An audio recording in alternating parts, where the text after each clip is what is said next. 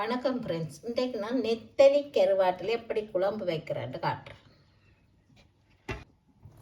எண்ணெய் விடுவோம், கடுகை போடுவோம். கடுகு வெடித்ததும் நெத்தலி கருவாட்டை போடுவோம். நெத்தலி கருவாட்டை ஒரு அரை மணி நேரம் ஊற விட்டுட்டு 2-3 தண்ணியில் கழுவி எடுக்கணும், சொல்ல மறந்து. இப்போ நெத்தலி கருவாட்டை பொரிஞ்சதும் சின்ன வெங்காயம் உள்ளி வெட்டி வச்சுருக்கிறேன், அதை போட்டு வதக்குவோம். இந்த நெத்தலி குழம்புக்கு சின்ன வெங்காயம் தான் நல்ல டேஸ்டாக இருக்குது. சின்ன வெங்காயம் போடுங்க. இப்போ இப்படியே வதக்கி கொண்டு இருங்கோ. இன்னும் வதக்க வேணும், வேணுன்ட்டா கொஞ்சம் பொன்னிறமாக வரணும், அப்போ தான் கறி நல்ல வாசனையாக இருக்கும். இப்போ பார்த்தீங்கன்னா வெங்காயம் நல்ல பொன்னிறமாக வதங்கிட்டு பாருங்கோ. இந்த கணக்கு வேற. இனி தூளை போடுவோம். உங்களோட தேவைக்கரமான தூளை போடுங்கோ. எனக்கு 2.5 கரண்டி தூள் போடுறேன். இந்த தூள் வந்து சரியான உரைப்பண்டபடினால தூளை போட்டுட்டு அந்த ஒரு 2 தரம் அப்படி பிரட்டி விடுங்க, அப்போ தான் அந்த தூள் வெக்க போகும். இப்போ கொஞ்சம் தண்ணி விடுவோம். தண்ணியை விட்டுட்டு அவிய விடுவோம். இப்போ பாருங்க, கறி நல்லா கொதித்து வந்துட்டு இனி கொஞ்சம் தேங்காய் பால் விடுவோம். விட்டுட்டு திருப்பி அவிய விடுவோம்.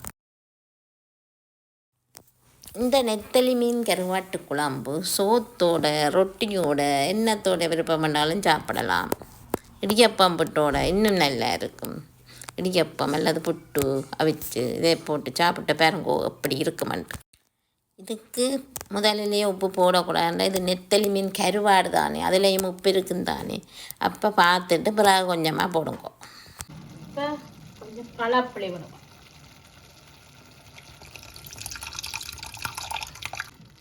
விட்டு நல்லா கொதிக்க.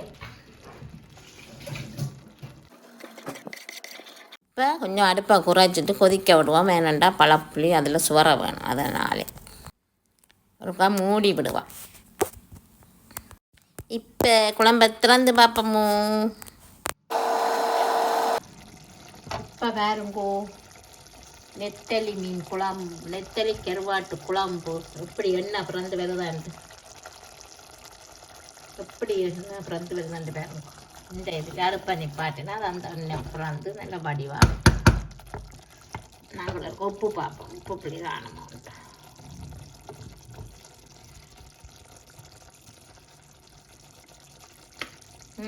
உப்பு புளி எல்லாம் நல்லா இருக்கும், நல்ல டேஸ்டாக. இப்படி நெத்தலி கருவாட்டில் குழம்பு வச்சு பாருங்க, ருசியாக இருக்கும்.